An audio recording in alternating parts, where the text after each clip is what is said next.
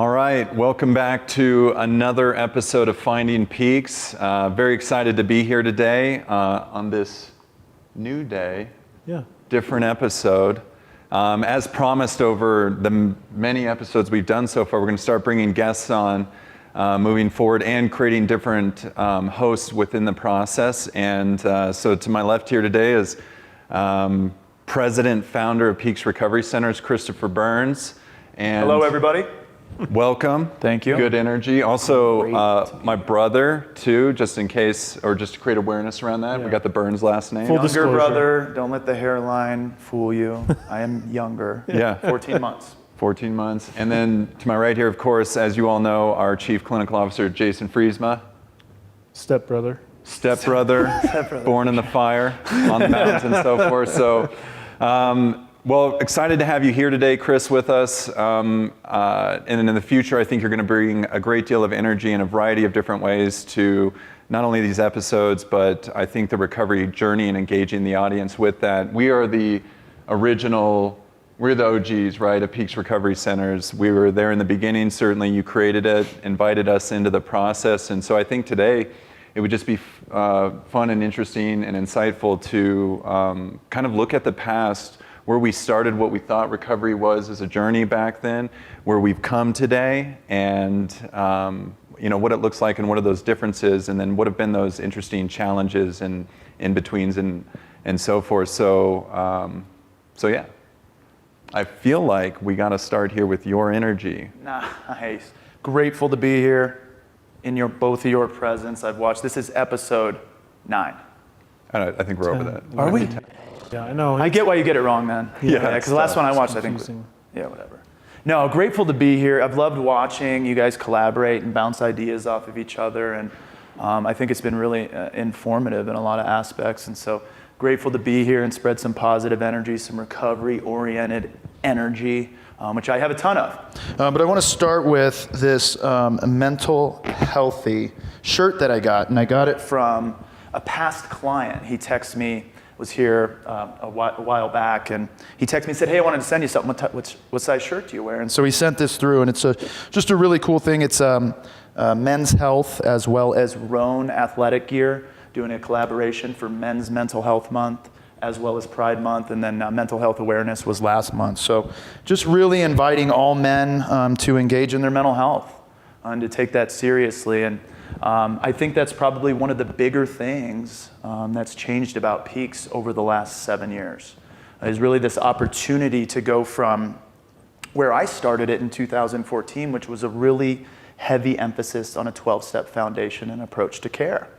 We had great therapists, but we were really missing kind of insights into curriculum, trauma-informed care, and things like that. But we had that heavy emphasis on connection in the community with the 12-step way of life. And, I believed in that wholeheartedly. And I still believe in a lot of the safety and connectivity that the 12-step way of life provides.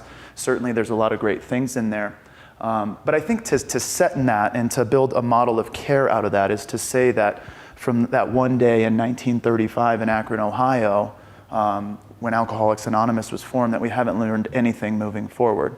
Because most certainly Alcoholics Anonymous hasn't changed at all. They've been tried and true over the last nearly 100 years. And so I had a heavy belief system on that, and that's what we wrapped Peaks around, this idea that nobody cares what you know until they know that you care, with a heavy emphasis on community integration.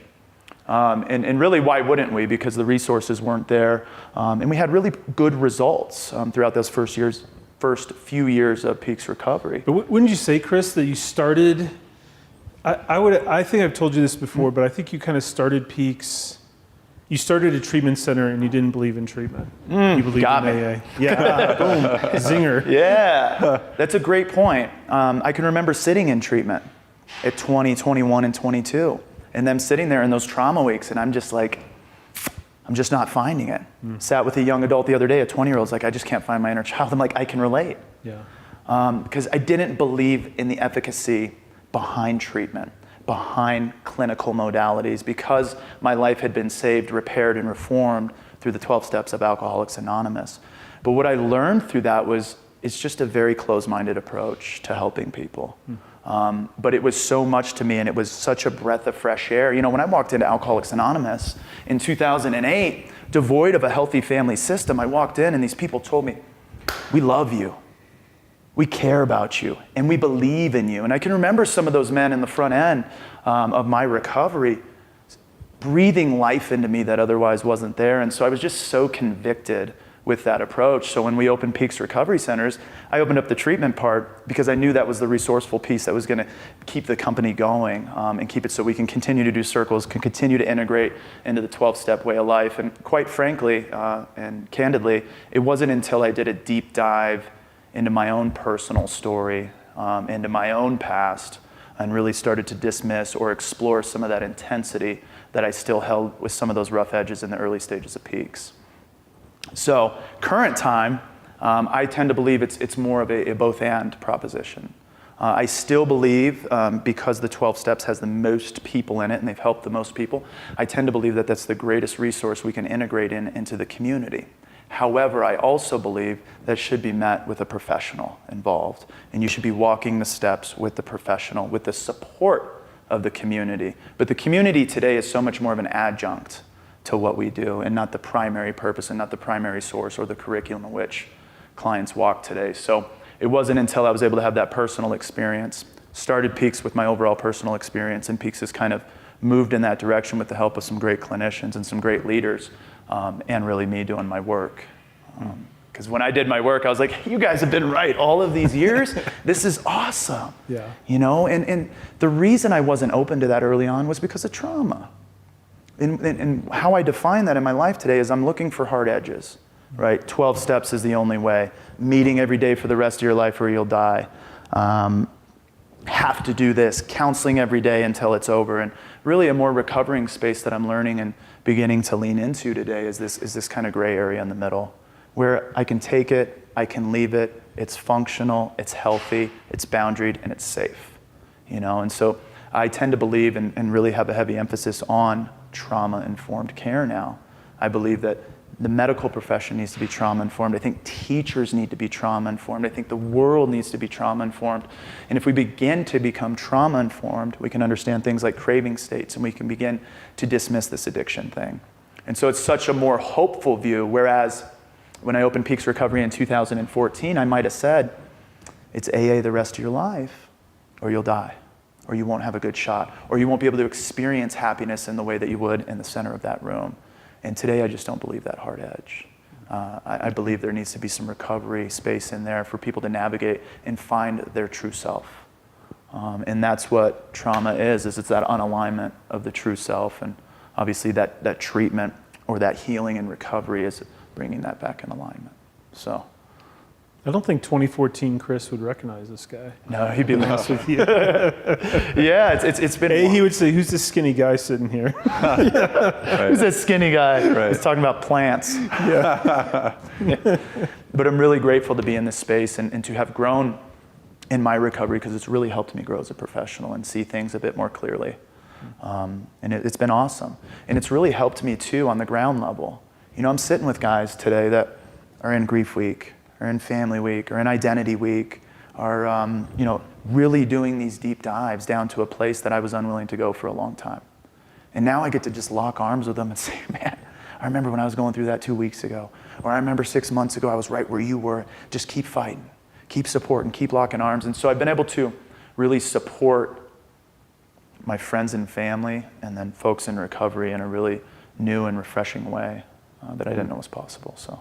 Yeah, and you spend a great deal of time not only communicating with families on the front end of programming, but certainly meeting with each and every client throughout their treatment episodes, sitting down, having coffee with them. And I think, you know, something that I would like to draw your energy toward and introduce to the audience in a big way is, what are those moments like being in, you know, on coffee dates with, you know, men or women in early recovery, and you know, maybe walk us through some of those challenges and sort of how you guide that as a process. Yeah, I mean, it's a great question and really a unique experience.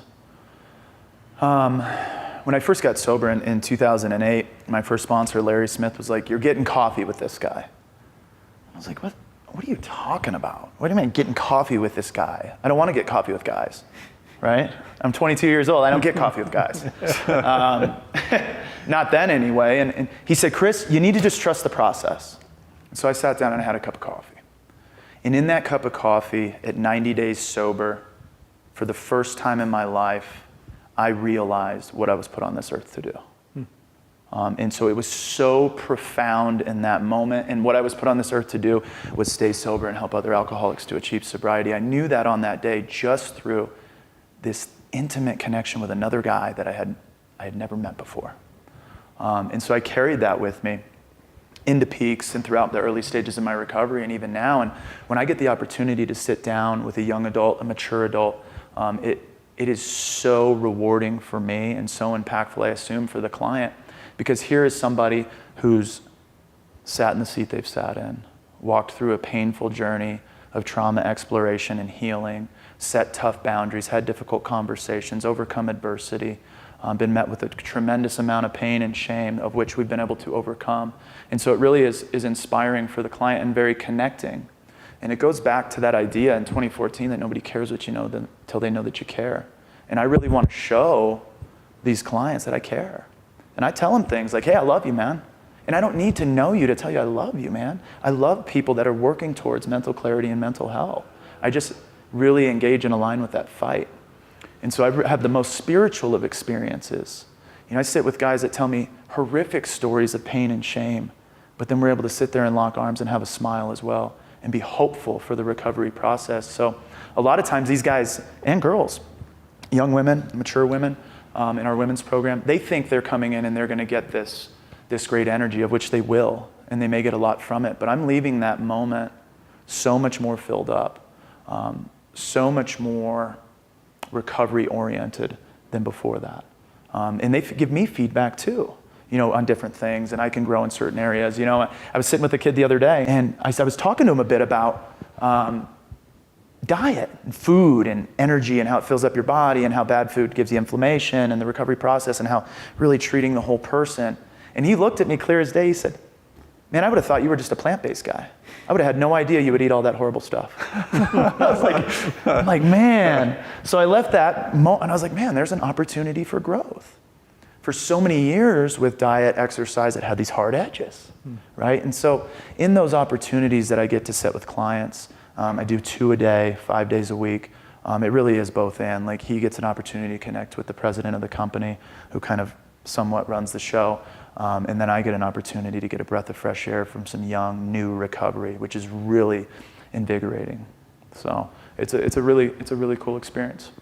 Yeah, and as the company's grown, I mean, it just feels like, you know, we talked about in the past episodes, Jason, you know, our whys and our how and our what and so forth. And as the company has grown, you know, I feel like both of you in this room are the ambassadors of our why at Peaks Recovery Centers. And in that really incredible way, I feel like you guys continue to fulfill that promise that we engaged with in 2014, and certainly have allowed me opportunities, you know, through that business lens to cater to the company culture and the what and the how aspect of things. But, you know, I think we can experience and feel your energy and the why and all of this, but to state it firmly and really ground it, you know, what is your why? I mean, it is, was, and always has been to walk with people in the early stages of recovery in order to experience hope, change, and growth. And that's what I'll continue to do. And it's not out in front of these people either, which is what I used to think it was. I used to think that I had to be way out in front of the race. I had to be waving the checkered flag, follow me. And I just think for so much of my earlier recovery, it was more about being right than being helpful. And so I'm just really trying to be helpful now and set side by side with these guys. Side by side with staff, side by side with my family, side by side and in alignment with the world. And I just have found that there's such a much better path to navigate for me, considering where I came from in my life. So, Well, you had, go for it, please. Well, I was just going to add, Chris, like when I met you back in 2014, when I came and joined Peaks, you did this thing that I'd never heard of called Circle with clients. and it wasn't clinical space. Like, in fact, I think we all had to leave the room when you would do Circle. And probably needed to leave the room sure. just because it wasn't a very clinical environment. But I am really curious, because I have sat in on a few since then, but how has your Circle changed over the last 7 years? So maybe explain Circle and its background, and then like how you approach it differently. Yeah, I mean, great question, great point. Circle, when I first got involved in Circle, was back in Prescott, Arizona. Now, mind you, Prescott, Arizona has more treatment centers per capita than anywhere else in the world. And so you have a lot of inexperienced operators, myself included, running treatment centers that they probably otherwise shouldn't be running, quite frankly. There's no education, there's no insight, there's no clinical acumen, there's no and so they would allow these circles to happen, and it very much is kind of old school AA. It's calling you out, it's accountability, and at the same time, I could probably say somewhat shaming. You know, we would go in there and we would unpack things in a group setting that maybe otherwise would have been unpacked individually. But at the end of them, it was just really this connecting opportunity to come together as one. But the circles that I saw in the past were kind of very shaming. And even when I opened Peaks, I tried to, the best I could, be devoid of shame. But I'm sure there was hard edges in there because I came from a 12-step approach, which says suit up, show up, shut up. Oftentimes. Yeah. And that's the premise they stand on. And so I would go into these circles, suit up, show up, shut up, right? And we would go around and we would check in from an accountability perspective, honesty. What are you being dishonest about? So right away, I would tell a client, you're dishonest. Yeah. Right away, shame You're a on shame. liar. Yep. Yeah. I don't know if anybody's ever told you you're a liar, but you're a liar. Yeah. Right? So just, we understand today, and even then, I'm sure you did, that this is not helpful. Shame on shame does nothing but drive more shame and more pain. And so as we've been able to grow, or as I've been able to grow as a professional and in my recovery, and the recovery field has grown, we've been able to, I was in Circle just this morning and just had a really cool opportunity to check in with people, ask open-ended questions, don't do use statements, and just really have changed that part of it and brought it into a much more functional, comforting, and safe space. I have a tremendous experience on my personal trauma and the recovery therefrom. And I have a lot of experience on this recovery journey. And so I just try and combine those two things and see if I can't align with clients and we can't make some magic happen. Whereas before, it was kind of that other analogy where I was out in front and I'm like, this is the way, shut up and follow me. So just a huge shift, and a shift that I'm hopeful that the field is paying attention to, because we don't need people to stand on the table naked anymore. Yeah. It's not helpful. Yeah. So. Side note, that never happened at Peaks. It never happened at no way. Right. It's a metaphor. It's a total metaphor. Total metaphor. Yeah. Side note, yeah, good. Absolutely. Well, it's certainly exciting to have you in the room and be thinking about these things, and hopeful too the viewers can also, I mean, there's just no doubt to me that they're going to be energized by your energy and so forth. But this, you provide an incredible amount of hope, and I think, in parting ways here at the end of this episode, I'm curious about what you think are some of the major, maybe put down, one or two of what you believe are some of the major challenges moving forward, but also in the brilliant way that you always do, tie it up with hope as we exit this episode. Yeah, thank you. It's been really cool being in here, and it's almost like I've never been here before. It's kind of what it feels like, really. Yeah. I mean, it's like, anyway, we're facing a lot of challenges, right? We have a polarized world out there.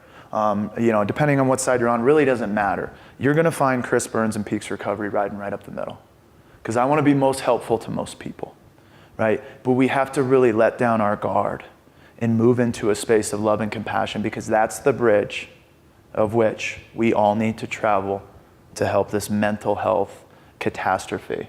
And not only, it was a mental health catastrophe before 2021 and before 2020. We had big issues. And so my big calling to the community, to the world, to the people is like, give a smile, give a handshake, give a hug, wrap your arms around somebody in need, create opportunity. Don't draw lines in the sand. People don't like to see that. Be inviting, be comforting. And I have found that it's through that love and that compassion you can really connect, right? I've sat with people that love President Trump. I've sat with people that love President Biden. I've sat with people in And the constant is recovery, compassion, love, because that's the only language we can speak today in order to get this thing right. In my opinion, we have to dismiss the hard edges, create the openness and opportunity, and understand that everybody is a unique individual and unto themselves, and we should allow them to explore that. And I think that's the problem with the world currently, is that we have a traumatized population who are living out their trauma on the people they care about, unfortunately, creating more mental health catastrophes and generational shame, pain, and trauma down the way. So love your neighbor. I'm all about it. Big hearts, big smiles. Well, beautiful. I have nothing to add to that impactful energy that you just left us with in that regard. So we'll just call this the exit at this time. Chris, thank you so much for being here. Excited to have you in this seat in the future, hosting it, bringing in your own guests and so forth, and energizing that ever important recovery side of this journey. For all the viewers out there, check us out on Instagram, Facebook, all the social media, YouTube. We got podcast, all sorts of ways to discover these opportunities along the way. And certainly feel free to reach out to us at Finding Peaks at peaksrecovery.com. If you have questions, thoughts, concerns, things you'd love Chris to speak on in the future, myself to speak on, Jason, Clinton, whoever's hosting. And we love you all so very much and look forward to the next episode. Until next time. Peace.